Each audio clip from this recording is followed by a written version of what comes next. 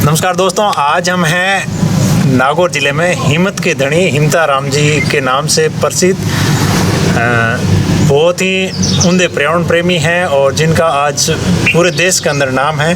तो आपका स्वागत है हिमता राम जी मेरे YouTube चैनल में। सबसे पहले मैं चाहूँगा कि आप मेरे सभी दर्शकों का अपना परिचय दे दें। हिमता राम जी, आपने जो मेरे मिलाप हुआ है आपका जी। मेरा नाम हिमता राम बाम्बू है और पद्म श्री पुरस्कार मेरे नाम घोषित हुआ है और मैं पिछले 45 साल से वन्य जीव पर्यावरण इसकी रक्षा में लगा हुआ हूँ और मैं गुरु जम्बेश्वर भगवान के नियमों का पालन करता हूँ, जिन्होंने 29 नियमों का पालन कर रहा हूँ। और आज तक मैंने 5.5 लाख पौधे लगाए, जिसमें से 3.5 लाख पौधे पेड़ बन गए हैं। और शिकारियों के लिए मैंने इतना संघर्ष किया तो जिसमें से 28 मुकदमे शिकारियों के खिलाफ दर्ज कराए, जिसमें से 14 शिकारियों को जेल जाना पड़ा और खुद मुकदमा लड़ा। और बिश्नोई समाज का से जुड़ा हुआ हूँ और बिश्नोई समाज जन्म तो मैंने जाट समाज में लिया, पर कर्म मेरा बिश्नोई समाज जड़ा है, जो 29 नियमों का मैं पालन करता हूँ। और ये जो पर्यावरण के लिए जो रुचि जगी, आज हमारे यहाँ राजस्थान में जो जोधपुर के पास खेजड़ली जो बलिदान हुआ, जिसने पेड़ों के लिए 363 जो शहीदों ने अपना बलिदान दे दिया, इसके लिए मेरी रुचि आगे से आगे जगती गई और मैं पर्यावरण के लिए जो काम हमेशा कर रहा हूँ और कंधे से कंधा मिलाकर जो बिश्नोई समाज से जुड़ा हुआ हूँ। तो ये बहुत खुशी की बात है बिश्नोई समाज के लिए। बिश्नोई समाज से प्रेरित होकर और हिमता राम जी ने कैसे पिछले 40-45 सालों से पर्यावरण को बचाने का प्रयास किया। तो हिमता राम जी, आप नागौर के रहने वाले हैं और नागौर में एक फिल्म साको 363 शूटिंग हुई थी पिछले कुछ वर्षों पहले। तो आप भी उस फिल्म की शूटिंग और उस सारे से परिचित है कि नहीं है? हाँ, आपने सही कहा है, बिल्कुल ही आपने सही कहा है। ये फिल्म की शूटिंग हुई, मैं उसमें साथ में रहा हूँ। जो कल्याण सिरवी नाम का एक आदमी है जी, वो इसके साथ में काम करने वाले थे, जो हमारे राम रतन जी, अनूप जी, भानु सिंह जी, जब सब लोग इसमें जो जुड़े हुए थे। और फिल्म का जो शूटिंग हो रही थी, हमने रोटू में भी देखा है, शूटिंग होते देखा है और देखा है, हमने जो नागौर किले में भी देखा है और हमने जो एक गंगा सिंह पैलेस उसमें भी देखा है, बीकानेर में भी देखा है। हमने जगह जगह इसकी शूटिंग देखी है और जो जितना भी काम किया, जो इस संस्था है और बिश्नोई समाज की और जम्बेश्वर पर्यावरण जीव रक्षा प्रदेश संस्था ने जो काम किया, और इन्होंने पूरे समाज के लोगों से पैसे इकट्ठे किए और ये फिल्म बनाने के लिए इन्होंने बहुत बड़ी महत्वपूर्ण भूमिका निभाई। मैं तो ये बिश्नोई समाज के साथ जुड़ा हुआ हूँ और बिश्नोई समाज से भी ये निवेदन करता हूँ कि आप सब लोग एक होकर के इस ऐसे बदमाश आदमी का जो उनके खिलाफ करें। और ये जो हमारी फिल्म रुकवाई है, मेरे को तो बहुत बड़ी चिंता हो रही है, मेरे को बहुत बड़ा दुख हो रहा है। मैं तो पिछले दिनों राष्ट्रपति जी से मिलने गया, वहाँ भी इसकी बातचीत चलाई थी, इसकी बात इनकी जो आगे इनकी आवाज़ उठाई थी। तो मेरा जो मानना है कि ये जो कल्याण सिरवी नाम का आदमी है, इन्होंने मैंने कई जगह सुना है, इन्होंने लोगों के साथ बहुत धोखा किया है, कई लोगों के पैसे हड़प लिए। ऐसा बदमाश आदमी, और इस आदमी के जो कई लोग पिछले को छिपे हुए हैं और उनका सहयोग कर रहे हैं। ऐसे बदमाशों को शर्म आनी चाहिए। गुरु जम्बेश्वर भगवान के बताए हुए 29 नियमों को पालन करते हुए ऐसे बदमाशों का विरोध करना चाहिए। जो ये फिल्म बनी है, इसमें हम लोगों ने पूरा देखा है, जितना ये जो लोग जो संस्था है जम्बेश्वर पर्यावरण जीव रक्षा प्रदेश संस्था, इन्होंने कई लोग पच करके रह गए।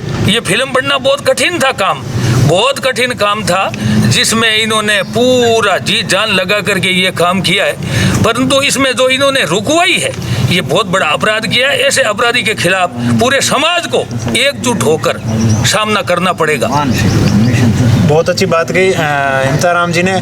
फिल्म की जो बात है वो राष्ट्रपति तक पहुंच चुकी है, राष्ट्रपति जी भी इंतजार कर रहे हैं इस फिल्म का, तो ये जल्द फिल्म आप लोगों के बीच में आएगी।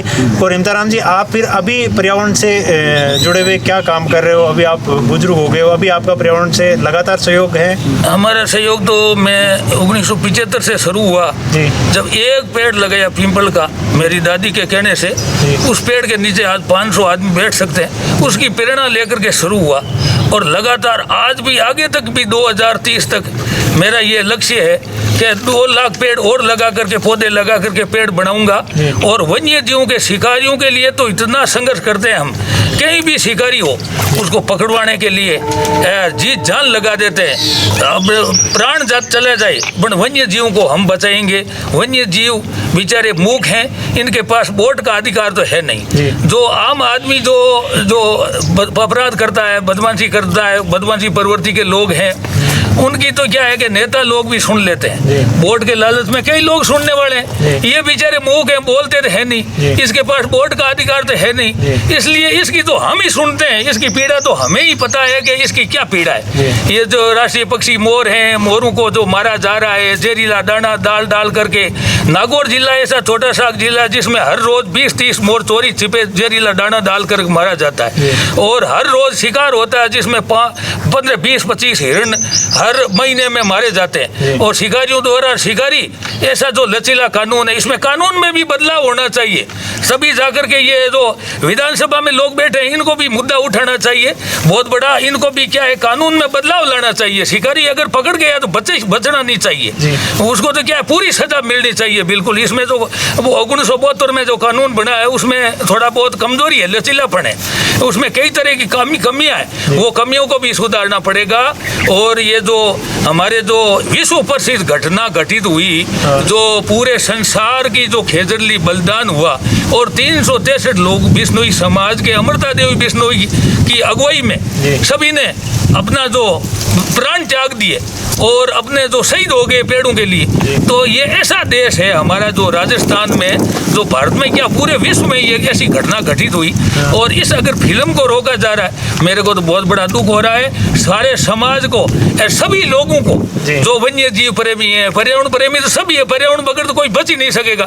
एक समाज का कोई कौल थोड़ा ही है, पूरी 36 कौम ही है, उसको अगर प्राणवायु ऑक्सीजन नहीं मिलेगी तो वो बच ही नहीं सकता।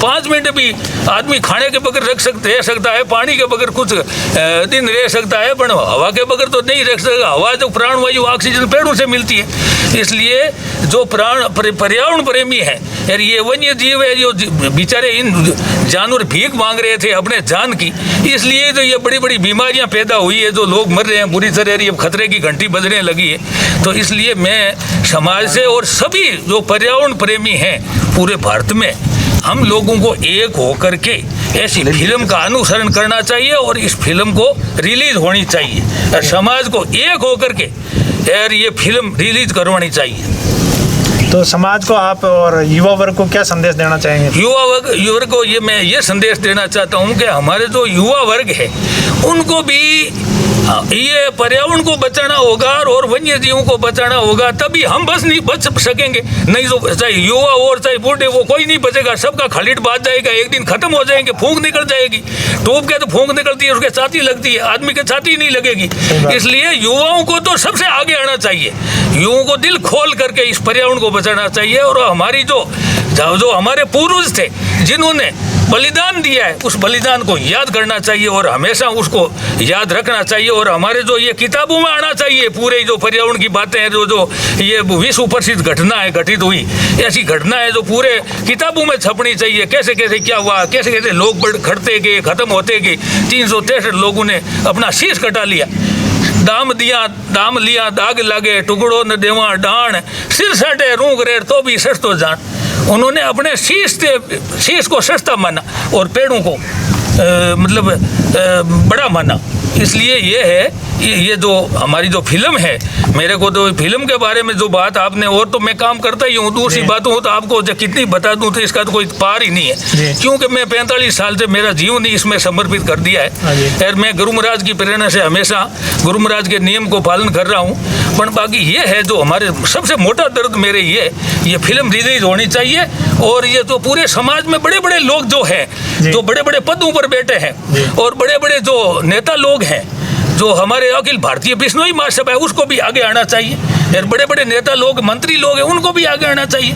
यार ऐसी बात को अगर ये दबा रहे हैं बिल्कुल ही, यार कुछ लोग मात्र है जो वो ऐसे कर रहे हैं। इसलिए इस फिल्म को ये रिलीज होनी चाहिए। यार पूरा काम हुआ है, इसमें कुछ नहीं है, अब फिल्म बन गई है, बिल्कुल कंप्लीट है, सब लोगों ने हमने देख ली है, रेडी रेड है। अब तो बीच क्या है कि वो अडंगा डाल रहा है, अडंगा डाल रहा है, वो चोर है। यार कई लोगों ने उसको चोर घोषित कर दिया है। इसलिए ये फिल्म रिलीज होनी चाहिए। मैं तो यही पूरे समाज से ये मांग करता हूँ। तो ये इम्ताराम जी थे, जो अगले कुछ ही दिनों में राष्ट्रपति जी से सम्मानित होने वाले हैं पद्मश्री से।